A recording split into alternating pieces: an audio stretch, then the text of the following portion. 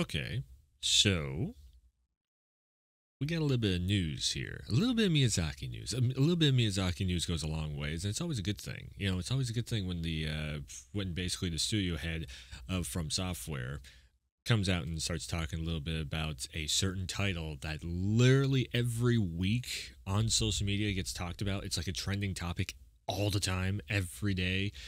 And that topic is Bloodborne. The remake, a remaster, a PC port, anything. Give us something, a little piece of word. So, he finally did. He finally did. We're going to read through this article right here. And there's not much pictures or anything in the way of stuff. It's not too long, so I'm just going to keep it smaller screen like this. But, so it says, okay, FromSoft boss Hidetaka Miyazaki has discussed the possibility of a Bloodborne remake and the benefits of waiting for new hardware on which to revisit the beloved PlayStation 4 classic. It is a title we hold very dear and just as much as our fans, Miyazaki told questioned about the possibility of a Bloodborne remake in an interview. Okay, so he was talking about Elden Ring DLC, of course, Shadow Erdtree. We just got the trailer for it. It does make me very happy to see that there are still so many people passionate about it. I wonder just how much he sees of like social media and people making videos and posting and streaming and just the constant, talking about Bloodborne. I mean, it is in, majority's sake, Bloodborne is probably the biggest thing that FromSoft has ever made. It is just beloved by everyone who has ever played it. Unfortunately, Bloodborne was not on every single console, so there is a whole host of people who have never seen it. If Bloodborne comes back in some way, PlayStation fanboys, you're going to be really mad because Bloodborne will end up on the Xbox, or it's especially if it's on the PC. The Xbox player base will end up getting their hands on it finally. But let's get back into this. But would a remake benefit from newer hardware to make the release worthwhile? FromSoft's Demon Souls, for example, was remade as a PS5 launch title. It was great, by the way. It was second game I ever beat in the From Software catalog. Was remade as a PS5 launch title after originally launching on PS3. Double console generation leap. That meant the re-release felt more significant, which is very true. I think having new hardware is definitely a part of what gives these remakes value, Miyazaki says. Things you were able to achieve on previous generations of hardware, ways you weren't able to render specific expressions. New hardware sometimes makes it possible. Yes, of course. That's the reason why we buy a new box. However, I wouldn't say that's the be-all, end-all. I think purely from a user perspective, modern hardware also allows more players to appreciate all the games. Yes. And so it ends up being a simple reason, but as a fellow player, I think the accessibility is important. I think that can be the driving force between bringing an old game to a new platform. It's funny that he says fellow player because he actually grew up not playing games at all. He has strict no gaming allowed in his household, from what I've been hearing from other people that have done research and everything. He used to basically just be like anime and comic books and maybe some tabletop stuff. That was Miyazaki's childhood upbringing. So that's the reason why it's a little bit of a different outside the box thinking when it comes to, what Miyazaki has done in the gaming space, which is awesome. Now, whether a Bloodborne remake eventually sees the light of day, regardless of whether it may be arriving on the PS5 or 6, Miyazaki says he's very happy to see so many passionate fans calling for Bloodborne remake to happen. Miyazaki apologized for being unable to say anything more specific about remaking the PS4 exclusive, but he says he was thrilled at the game's continuous response. Yeah, so this right here is because of China. He can't say anything because he doesn't so Sony doesn't fully own Bloodborne. Even FromSoft doesn't fully own Bloodborne. Kadokawa fully owns the license for Bloodborne. Kadokawa is partially owned by Tencent, which is Chinese. It's got some CCP connections and all that stuff. But the problem with that is like Sony, again, if Sony just did a majority stake in From Software, maybe even partnered, from software. And the reason why I say Sony is because they've already been putting in the money. They've already got almost the same amount of stake in from software, in well, really in Katakawa as China does with Tencent. So, yeah, it's definitely it's one of those things.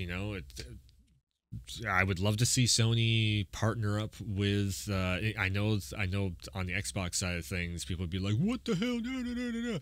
But you got to think you're going to see more games on more platforms if Sony did that. So it would actually benefit Xbox players for Sony to actually buy from software. That being said, I don't know if Miyazaki would fully like being, partnered up with just one platform. I think he would love being a PlayStation studio. I don't know if he would love having the restrictions of like, well, okay, yeah, but there's not even restrictions anymore because look at Helldivers 2. That just came out. It came out, day and day with the PS5 version. You got a PC version of that one. So at this point, it might actually make the most sense for Miyazaki to really push for Sony to just, outbid Tencent, fully buy from software and take, not to take control, but take ownership of it. So then Miyazaki has full reign to make whatever the hell he wants to. To me, that would make the best sense for everyone, not even just PlayStation fans, but everyone across the board would be helped out with that.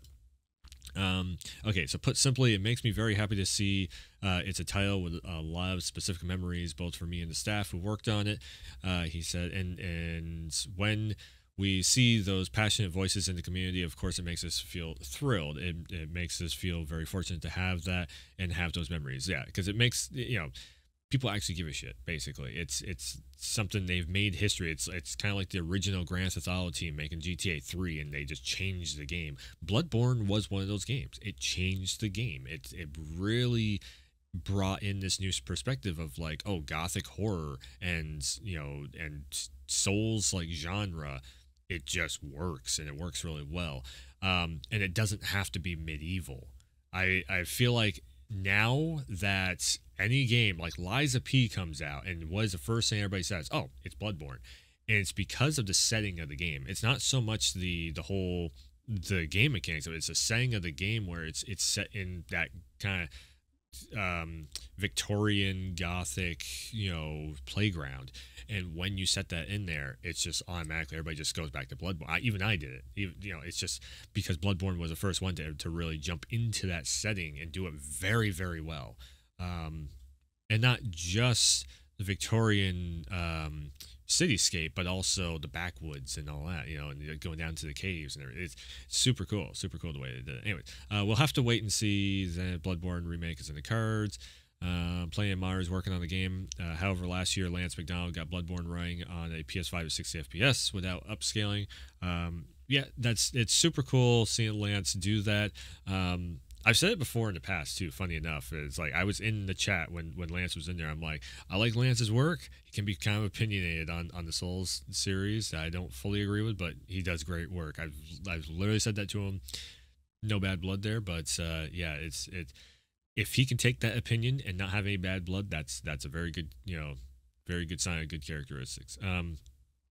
For now, FromSoft has been busy developing the Elden Ring expansion, Shadow of the Erdtree.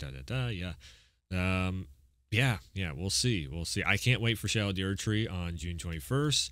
I will definitely have that pre-ordered and ready to go. If I can pre-order, I don't know how that situation's going to work. But yeah. Again, it's damn China, man. I just don't. There's reasons why I am against China's business models, and I don't like the way China works with their business models because they get in the way of progress on a lot of stuff. Bloodborne being one of the biggest ones, probably. I mean, in gaming, it's easily one of the biggest. Like what? And it's just blows my mind that people, most people don't know that. Most people just don't care, and they just blame Sony. They blame FromSoft, and it's just like, no, you have to actually go to who owns the license for it. The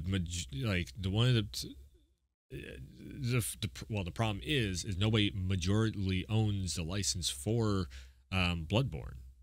And so that's where it's like if Sony just put in a little bit more of a bid, and the thing is, you don't know what Sony is working on in the background. Like you can blame Sony for not doing a big bid, but do they have enough money to actually do it? Because they are working on multiple projects at once. Like there is games in the pipeline you don't even know about, you've never even heard of. There is, new hardware probably PlayStation 6 in the pipeline that we don't even know what it is. It could be a PC like console with a water cooler and whatever. Again, we don't know really what is happening. All those accounts that are like, I have the latest breaking news scoop and everything. It's bullshit. It really is. They guess everything that could possibly happen, and then the stuff that does happen, they sit there and go, "Oh, see, we told you." It's not. It's process of elimination at that point. It's not that they're actually getting the correct news. They're just guessing everything until something sticks. They're throwing shit at a wall. So, anyways, yeah, can't wait for Elden Ring stuff. The Shadow Tree looks awesome. Bloodborne, I would love to see if Mars can do a thing where Bloodborne is working on like the PC. There's no way of me doing a modded console because I don't have a console to mod. That's out of my realm to pick up. I have a PS3 that I've modded, and that's pretty much it. I wanted to mod my old PS4, but yeah, updates and stuff. It was, again, I would love to, and everything that I've seen too of Bloodborne running at 60 FPS, there is some caveat to it where it's like very low resolution, where you have to use upscalers and this and that. Or there's just a lot of latency input for some reason, or I think it was latency input. Maybe it was. I don't quote me on it. I just know there is some stuff that definitely would need to be reworked in the game engine to make it run super smooth. So yeah, yeah, that's it for this one. Make sure and hit the sub button, like button, share button, all that good stuff, all the YouTubey stuff, and yeah, I'll be back with anything. Well, Shadow Tree, I'll be back with that. That'll be the next From Software stuff. If they do something with Armored Core, I'll be back with that too. I can't wait to see what the future Armored Core holds now. I really wasn't into the series until 6. Now is Armored Core 6? Yeah. Fires Rubicon fired me up for Armored Core. They did a very good job with it. It was done proper. So again, if another Bloodborne or something gets made, all indications are that it's going to be done very well and done proper. So can't wait for that also. Anyways, thanks for tuning in. Thanks for stopping by. And I will see ya next time.